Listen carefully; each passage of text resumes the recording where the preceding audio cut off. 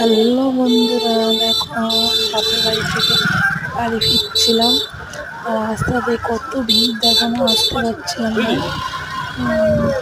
গরু কিনছে সব, ওই জন্যে আসতে পারছিলাম না। ওই জন্য একটু ভিডিওগুলো তোমাদের শেয়ার করি। ভালো লেগে থাকে লাইক কমেন্ট শেয়ার করো প্লিজ। ভিডিওটা কেমন লাগলো কমেন্ট করে জানাবে প্লিজ।